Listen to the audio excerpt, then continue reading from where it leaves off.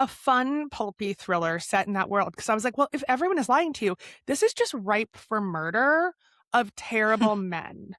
And so my goal was to like pull back the curtain on this world, right? Really to expose this world of influencing for what it is.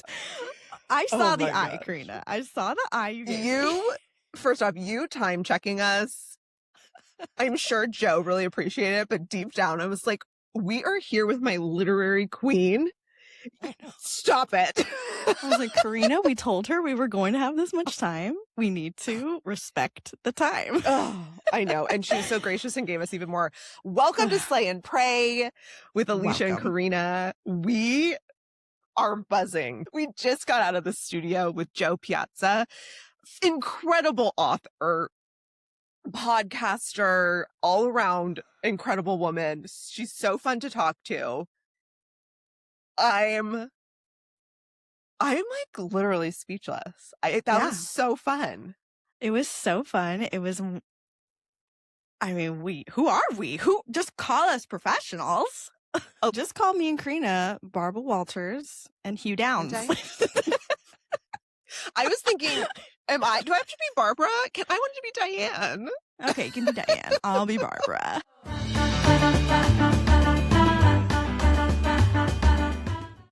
Hey, Alicia. Hello, Karina. How are you? I'm so good. How are you? I'm doing especially good today. Oh my gosh. I know. We have such a good show today. We really do. We have this is a first, y'all. This is a first. We're having fun. So, okay. So today we have such a special guest. So we have to take a few minutes before we get into today's episode because I need you all to understand how excited we are right now to welcome our guest and friend of the pod. National and international best-selling author of 13 books and creator of the critically acclaimed Under the Influence podcast. Her brand new book, The Parisian Heist, drops July 14th. It's a high-stakes dual timeline mystery about a struggling American artist in Paris. It's got a daring art heist, rich people behaving very badly, female friendships, and the unsung story of Jo Van Gogh. Please welcome, and I can't even believe I'm saying this, author Jo Piazza. Yay! Hi. Welcome to the show, Jo. Oh my God. Thank you so much for having me. And by the way, I'm just going to tell y'all, my kids might run in here at any minute in varying states of dress. We're up in the Catskills, just trying to summer, just trying to be people who live in the world when there is not school. Yes, I get that. If any of our listeners know, because I have a 2-year-old and I'm like, God, bless she may be you. screaming in the background.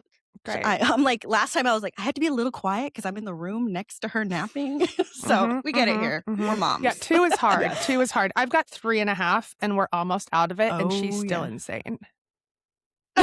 Yeah, she just turned 2. I was like, we're fully in it now. You're in it. Yeah, it's a real thing. It's a real thing. Mm-hmm. Yeah, I was telling someone, I was like, oh yeah, I'm in the fully in 2. He's like, yep, 3's worse. I was like, great. Oh, it is. Yeah. 3 is worse. 3 is worse. 3-year-olds are just awful. I mean, they're essentially terrorists. Yeah. Yes, They are fully in it right now. Every 5 minutes is a meltdown. So yes. Oh yeah. So my bad too. Great. No, I mean, just like we're women, we do all the things. Yeah. Yeah, exactly. I have a 7-year-old and he's actually kind of cool now, but my God, was he not? No, 7. I have a 9-year-old. He'll be 9 in a couple days, and I just like there's something so sweet about like tween boys. They're they're smart, and he can hear me right now because he's quietly reading in the house because he's not a terrorist. And they're just like sweet and funny and smart, and they're the best. Are you still getting hugs and like snuggles? Oh yeah. Okay, I still get hugs and snuggles, and like he climbs on my lap as like a fully grown like man person, and I'm like, you're very long. Yeah. You're a big long person. Yeah.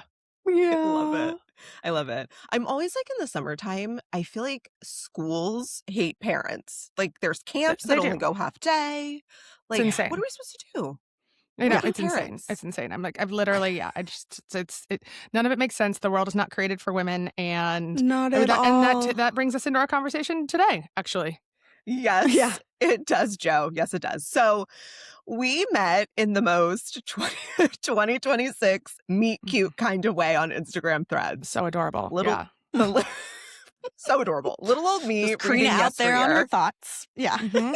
Just Karina's thoughts, not Alicia's, legally bound to say.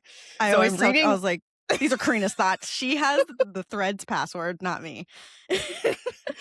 Yes. So I'm reading Yesteryear and I'm seeing some interesting similarities with Jo's book, Everyone's Lying to You, which I loved, by the way. And Thank you. Particularly the opening parts of the novel. And one friend tagged you. They did. And Yeah. But like days later, like I didn't know any of this was going on. And I don't even go on Threads, which is like the meet cutest part of this. You don't? No, I'm not a Threads person. Really? Okay. Yeah. Well, yeah. I just became a Threads person, so yeah. Well, I mean, apparently I am now. Like I didn't know I was, but yes, that's what I am now. Now I'm a Threads person. It does tend to. Yeah, I feel like it's for the reader and the writer. It is. I agree.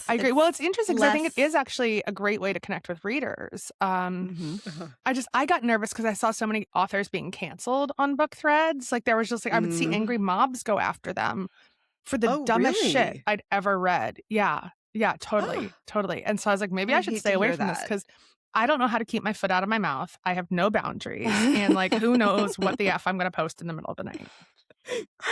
Right. Hence you are friends right there with Karina then. Hence we can be friends. Yeah. So I literally was like, okay, well, this is a good lesson for me to like finish something before like forming a public thought, right? But I really stumbled into this Yesteryear drama thing that I didn't even realize. So we're so thankful for you coming on today to give us your thoughts. I know you have a lot to say about this. So the floor is yours.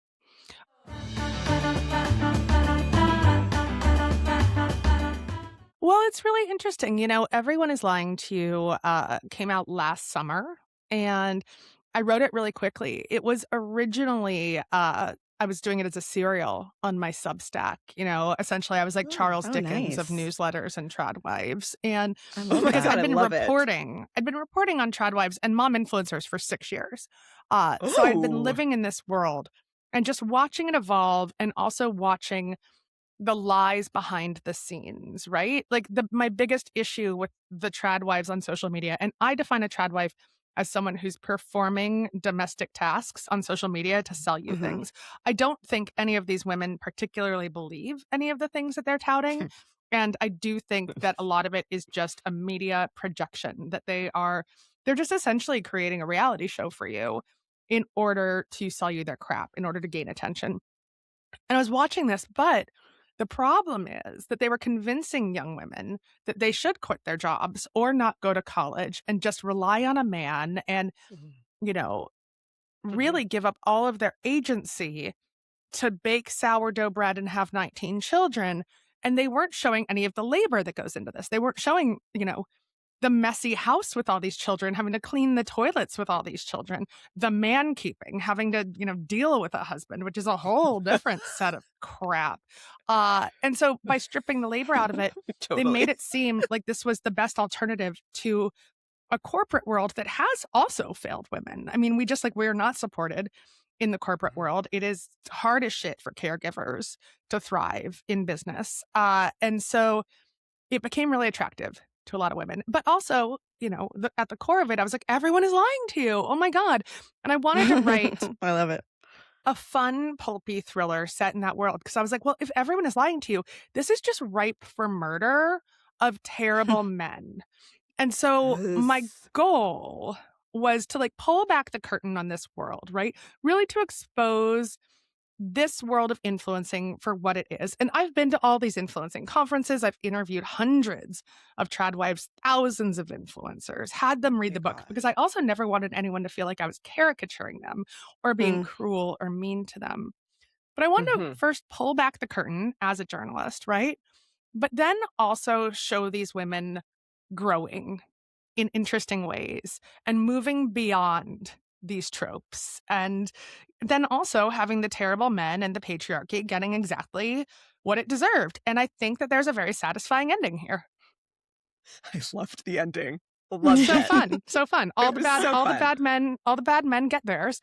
I said this at a Yes. reading once. I was like, there's only two kinds of men in my books, good ones and dead ones. And some guy stood up and walked out. And I was like, you know what? I know which one you are. Why don't you just go listen to some Nickelback alone in your car, bro? So I think that is one of the big differences between Everyone Is Lying to You and Yesteryear, is that I have women doing some terrible things in this book, but I did not want to write completely unlikable characters. Like, I wanted you to have empathy for them. I also wanted you to root for them at certain times. And like, even when I write unlikable women, I still want you to want to sit down and have a spicy margarita with them, right? Like, I just really, I want you to understand why they're doing what they're doing. And understand their motivations. And I do think Yesteryear set out to write a wholly unlikable character in the influencer of Natalie.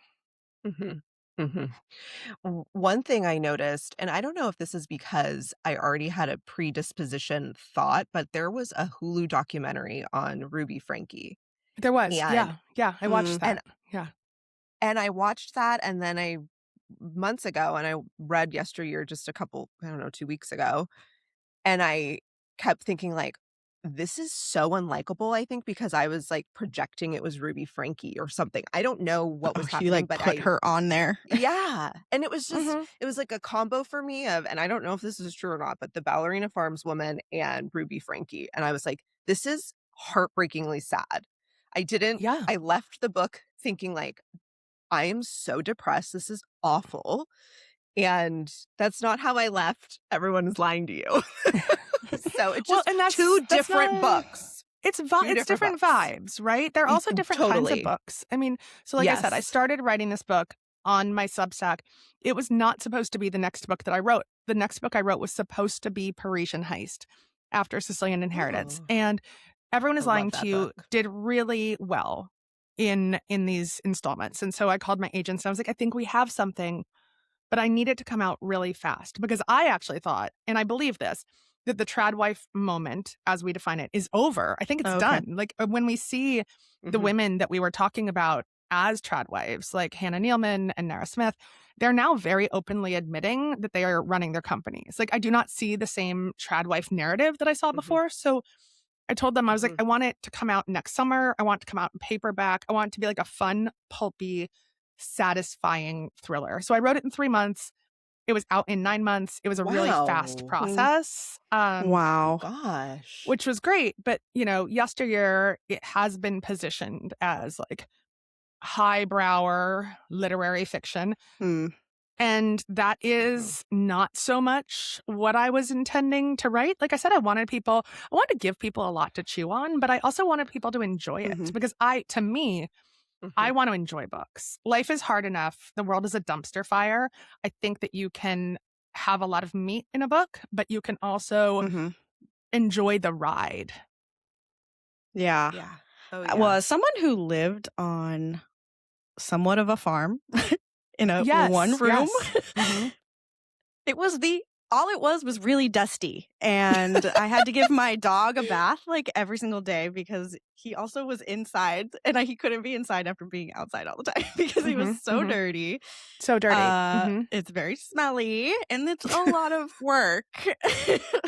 So it's definitely not something glamorized. It's a lifestyle choice. It's a lifestyle choice. And also, you know, one of the things that I try to talk about a lot, and it's a theme in Everyone Is Lying to You, again, because everyone is freaking lying to you, the successful trad wife brands had a lot of money to begin with, right? And so a lot of this was a hobby that got inflated into a business, but they're playing pretend.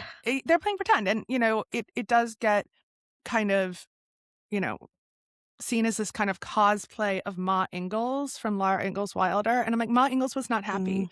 Ma Ingalls did not want to be living in a dirt hole in the side of the creek, trying to keep everyone from getting freaking cholera while she followed Pa around on his like crazy adventures. He was and what she was terrible at, uniformly terrible.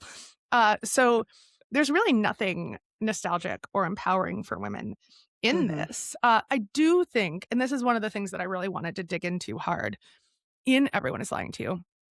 I wanted to talk about why we're attracted to it. And I didn't read this as much in Yesteryear. I don't know if she wanted to focus on it as much. But, we hear Natalie really deriding the angry women in Yesteryear. Oh, and yeah. The angry women. The angry women. And I wasn't sure, are we the angry women? Like, is it us? Is it me? I'm like, it's me. It's me. Because I don't see the audiences for tradwifery as so much as angry as beaten down by, a society that does not support women, that does not support mothers, that does not support caregivers. And so many of my friends who are in corporate jobs, they watch a lot of these trad wifey videos because they're like, it does look nice. This does look calming. Like maybe I would like one job instead of having 19 jobs. And again, that's because all of the labor is stripped out of these videos. But I wanted the reader to see themselves. And that's why I also did dual perspective, right? With Lizzie, who's a journalist, and she's friends with Bex, and she goes and starts reporting on Bex, who's the influencer. Because I wanted readers to see themselves in those viewers and be like, I do watch these reels late at night or hiding in the bathroom away from my children. But I honestly feel like this is the social media. Maybe if you even take the trad wife away from it, this is one of the new societal problems is everyone is putting this picture online of themselves that they want to be. This is how I would like you all to view me.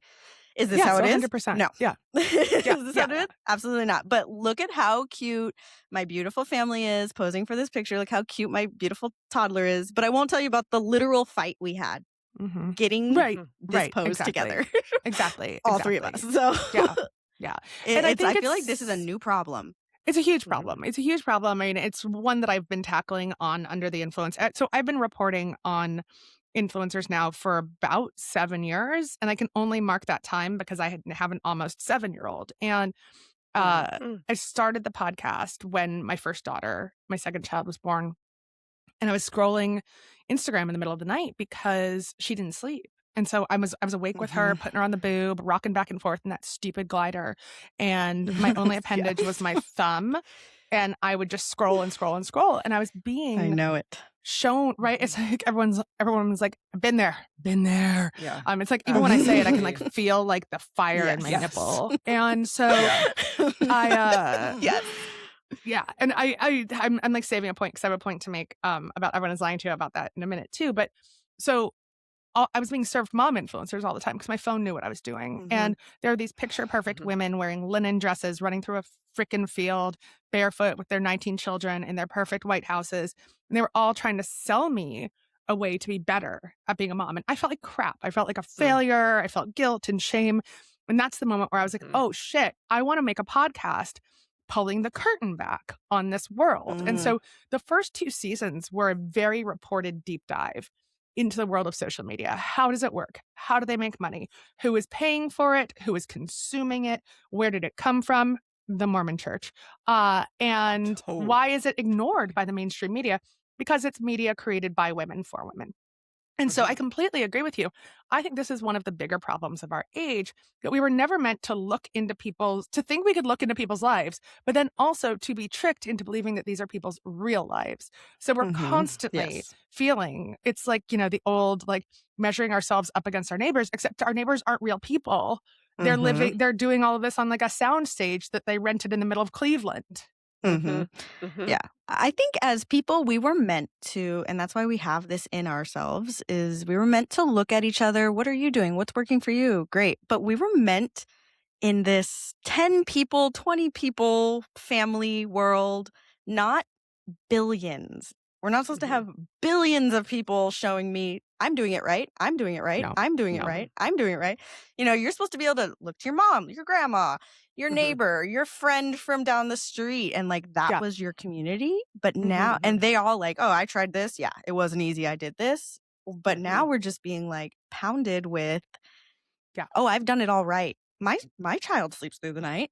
And I'm just like, well, mine doesn't. No one's child does. Okay, no one's child does. Everyone's lying to you. Okay, it's true. We were never supposed to live like this. I despise social media. I would get off social media in a heartbeat if it was not the best way to reach an audience and sell my books. But it is, sadly, because social media is now media. Okay, it is the media ecosystem. Yeah. It has replaced television in so many ways. It has replaced magazines altogether.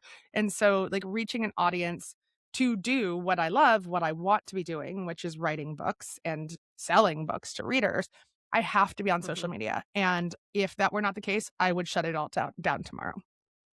Oh, you're singing Karina's song here. Yeah, she has given up on. She's like, I give up on TikTok. I'm not doing it. I can't. No one likes me on TikTok. Sorry. Okay, like, I don't know. Like, I think I'm just like a massive failure on TikTok. I try. I post this. Like, I do pretty okay on Instagram, and like I post on TikTok, and it's like I'm a massive failure, y'all. I'm a firm believer in, like, you choose the medium that actually works for the business that you're in. Totally.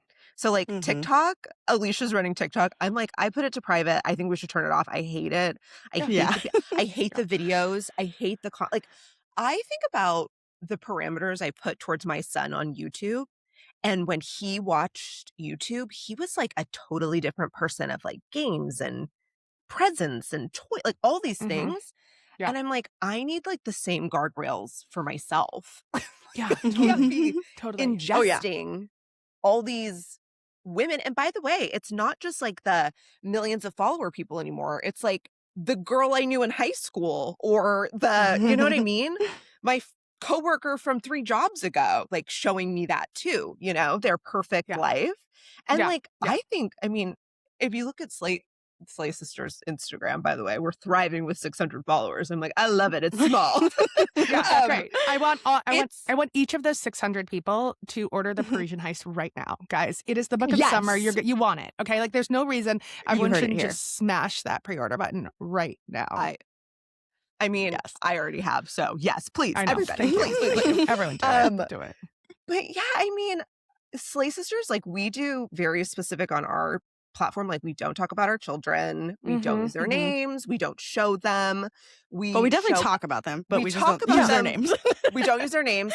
We show one sliver of our life, which is this hobby that's turned into a little bit more for Alicia and I. And so we're lying too, in a sense, right? Because I'm like, this is one bitty piece of our day. Yeah, it's crazy. Well, I think some people are blatantly lying to you, and I think that the majority of us are just curating. Curating that's is actually good. Really, you know what? I love that, Jo. Thank you. Yeah. Curating. I will say, Jo, they do love you over at TikTok, because I did. Once we realized that we were going to have you on, I was like, well, let's get some questions. So I scrolled through, and whoever was kind of reviewing some of your books, everyone's lying to you, things like that. I commented, I was like, hey, we're going to have the author in. Do you have any questions for her? That's so lovely. And so, first of all, there was a lot of reviews. And people love it. That's good. It was hard to find here for that. So I do have one question here, and you a little bit answered it. So this is from @only1, and this is from TikTok. And she says, I wonder if in researching influencer culture, has it changed how you use social media? Oh, yeah. Or has it kind of just like, I was never using it, and so this just ferment. Like, I'm definitely not using it. Yeah. No, it completely changed how I use it. I mean, I look at it now, and I come at this as a person who used to, work at magazines and make magazines, and I've worked in all different kinds of media. I just look at it as media. I also set insane guardrails for myself. I use the brick. And so I also look at it as work, right? So I write down on my to-do list what I'm going to do with it that day. I do it, and I brick it. It's a little bit different now because I am promoting the book. And so I do feel like I really have to like be living in the ecosystem and responding and doing all this stuff. But when I'm not in that phase, I'm very much, I go on, I post, I do a little bit of interaction, I get off, and I'm on for maybe 15 minutes a day. Like, I try not to let myself get trapped in the scroll, because I do think it kills our creativity. It messes with our brain. And I also believe that it messes with how we view real life. I've noticed that when I'm not on as much I hate saying I feel more present because I think that's like such like wishy-washy bullshit. But I have noticed that when I'm on a lot, I'll walk through and be like, oh, this would make a good Instagram post, or this would make a good Instagram reel, instead of just being like, this is a fun thing to do in the world, right? Yeah. So that does get really tricky. And yeah, I mean, I treat it like a job. I treat it like a job and not like something fun for me. I've also trained my algorithm though. So like I'm very careful with what I like and what I share. And it's actually been annoying because my book has been compared. You were not the first person to compare Everyone Is Lying to You to Yesteryear, shockingly. Clearly not. I did not think that I was going to be even talking about this because I'm like, we are in this. I write a book a year. So I'm like, we are in the season of Parisian Heist right now. We are no longer in the season of Everyone Is Lying to You, but here we are. And great. I want everyone to read this book. So I'm also, I mean, I wrote on the threads, I was like, can we get everyone who's reading Yesteryear, which is like 30,000 people a week, to read Everyone Is Lying to You? Like, how can we make that work? Like, I love that idea. All press is good press. All press is good press, you know, and you don't have to be mean about anything. But like, exactly. like I said, I really, really thought that I would just be in this different mode. Yeah, this is a different place than you thought you'd be. And this is a different place than I thought I would be. And that's cool. But I've trained my algorithm. So now because of this Yesteryear, like I'm being served Yesteryear content constantly. And I'm like, oh, this is actually not what I want. I want, no, thank you. Because I had trained it to give me people going to thrift stores and making weird things out of stuff they find at Goodwill. And recipes involving cheese and otters holding hands. And sexy gays dancing around Norwegian fjords. Okay. Like that is what, and that's what would happen when I would turn it on, and it was just full joy. And now I'm getting a lot of Yesteryear rage bait, and it's just not what I want. God. Yeah. Me either. Let's go back in after this. I'll just say it. Yesteryear like ruined my freaking algorithm because I had a really great algorithm of thrift store crafting and gays dancing in fjords, and now it's all trad wife rage bait again. And I'm like, I've been here, I've done that. I don't want this again. Now I want to, or like I'm in my Parisian era. I just want to look at Van Goghs. Okay, that's all I want. I love it.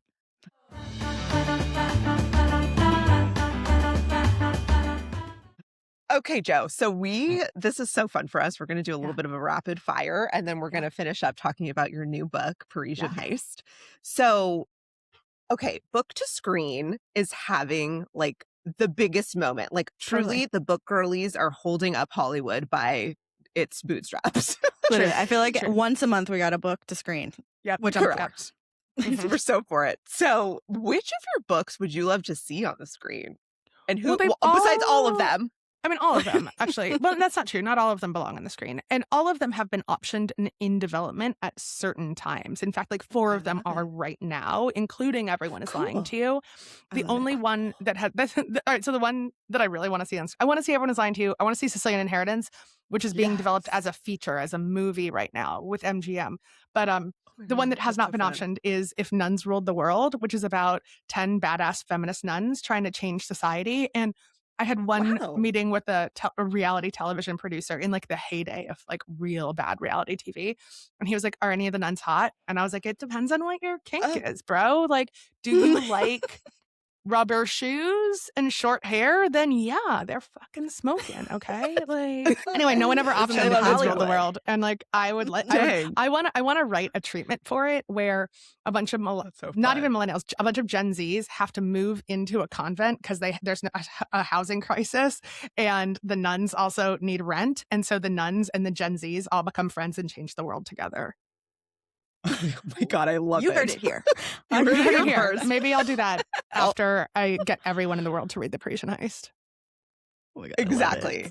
Pre-order now, okay? We're going to put that in the bio. Smash the pre-order button. Smash it. Yeah. Okay. Next up. Let me start off our rapid fire. We read somewhere while doing research that Meryl Streep is your favorite actress. She is. What is your favorite film of hers? Mamma Mia. Easy peasy. We watch it all the time. Yeah. Oh, I love that. It's like it's a household favorite. I mean, she can do no wrong, but like it's clearly Mamma Mia. She really can. She can do anything. Yeah. Besides Parisian Heist dropping July 14th, what is the favorite book you've read this summer? It's not out till September, but it's Understory by Chloe Benjamin. And it's the best book that I've read in a couple years, aside from my best friend Casey Cheska's book, The Fountain, which came out in March, which I love. But yeah, I'm obsessed with Chloe Benjamin's new one, The Understory. It's smart. It's also sci-fi and fantasy. And she does motherhood in a really incredible way. I think this is also something that's been the argument around Yesteryear. Like, can women who have not experienced motherhood write motherhood? And I think you can write anything. I mean, you can write whatever you want, okay? But like, also, I think it's really important to do the research and write it well. And I can often tell... Get a little meat behind that. Well, I can also often tell when it's not just people who like choose a child-free life or aren't mothers yet, but I can tell when people haven't been around a lot of their friends who are mothers or a lot of caregivers when I'm reading a book. And like, I find that comes across on the page. I find that on the page with male writers a lot, less so with women writers. But I find men are often lacking when they write women. But Chloe Benjamin does a beautiful job. When I burst into tears and I dreamt about this book, Understory. Everyone should smash the pre-order button for that right now. Yes. Yeah. Oh my gosh. That's a great preview. It's on That's my awesome. TBR. I'm so excited. Okay. Put on the list. Okay. Are we reality TV? Do you have a favorite reality TV show? I do not. I just don't have time for TV right now. I get it. That's exactly what I've told Karina. Yeah. I was like, I can only fill it up with so much, Karina, and I'm not going to choose I can only do so much. I can't do it all. That's like, Jo, you don't even know how happy that just made Alicia. Like, I want to do it all. We're and a I podcast can't. about TV, and I'm like, I can't, Karina. I can't. Okay. What about who's your favorite royal? Oh, I like that. It's Harry. It's always been Harry. I love him. I think William and Kate are so boring. I also love a Fergie. Okay, love a Fergie. Love the Duchess. I spent some time with her at some parties when I was a gossip columnist, and she knows how to have fun. She knows how to have fun. Oh my God, she does look like she knows how to have a good time. Oh, she does. Oh, she does. Yeah, I love it. Okay. Favorite podcast? Oh, that's easy. I mean, it's guys, I'm sorry, but it's The Rest is History, which is it's a wildly popular history podcast. But I'm like, it's this esoteric history podcast by two older British gentlemen that just talk history to me while I fall asleep every night. Okay, it's the best. And they have a spin-off. They have a spin-off with one of their younger women producers called The Book Club, which I also adore. They're magic. They're great. I love a new podcast recommendation. Oh, Karina gets mad at me because she's like, it's really, really great. Yeah, and I've listened to all of their episodes. I love it. Yeah, Karina gets upset at me because she's like, Alicia, this needs to be your favorite podcast. I'm like, it doesn't have to be. My podcast isn't my favorite podcast. So yeah, that's true. Also, her favorite's Armchair Expert. So like, we've given them more for Yeah. I also love Amy Poehler's show, and I really like Kylie Kelsey's show as well. So that is one of my goals. I want to get on Kylie Kelsey's show, and in fact, I'm going to put that at the top of my Substack for tomorrow. Of everyone work on getting me on Kylie Kelsey's show. So. Oh my God, yes. We'll pull this clip. Come on, Kylie. No, I feel like Kylie, she's cool. And I have so much to talk about, in terms of motherhood, in terms of being Birds fans. I think we're going to vibe. So yes, I would like to be on Kylie's show, talking about everything about the disaster of being a mom in today's culture, and also about the Parisian Heist. Yeah. Absolutely. Yep. Okay. One thing, because Sicilian Inheritance was how I found you in my life. Oh, fun. It's such a great book. Yeah. I literally started being obsessed with dual timeline books because of Sicilian Inheritance. And by the way, I am Sicilian. So this is very near and dear to my heart. Love. I love Sicilian women. We're badasses. We are. And, we can turn it on quick and take it down fast. We sure can. So when you were researching that book, what was the best bite of food you ate? Oh, it's this squid ink pasta that there's a squid ink pasta. It's like a big, thick pappardelle noodle, but then also a squid ink risotto that I've had a bunch of times when I've been in Sicily. That is just absolutely freaking spectacular. But, my biggest thing with Sicilian Inheritance is, there were a lot of things. It was a very important book to me because it's based on my family. But I really wanted It is, Jo. It is. It's based on my real family story. Yeah, but I really wanted people to get hungry while eating the book, or while eating the book, while reading the book, and I wanted them to put like one of those '90s rap warning labels on it that said "Do not read without snacks," and they're like, "We can't do that," and I was like, "That's a marketing miss for us." But you're really missing something here. Yeah. I love that book, Jo. Love it. Thank you. I love it too. I go back to it once a summer too because I freaking love it.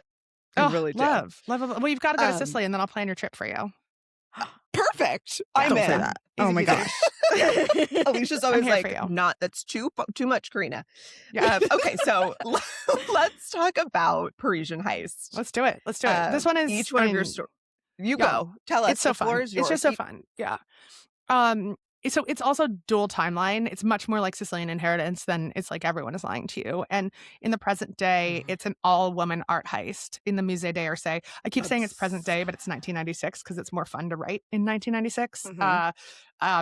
Who are taking down the largest art dealing family of billionaires in the world. Incredible. So they're taking down these terrible rich people who do indeed behave very badly in Paris. And in the past timeline, it's the untold story of Jo Van Gogh, who was Vincent's sister-in-law, who inherited 300 of his paintings when her husband and Vincent died, and they were mostly worthless, and she spent her entire life building up his brand, building his mythology, and making them worth something. So essentially, we would probably never know about Vincent van Gogh if it weren't for Jo, and yet most of us have never heard her name. So I promise you that you're never going to walk into an art museum or look at a Van Gogh and feel the same way ever again after reading this book.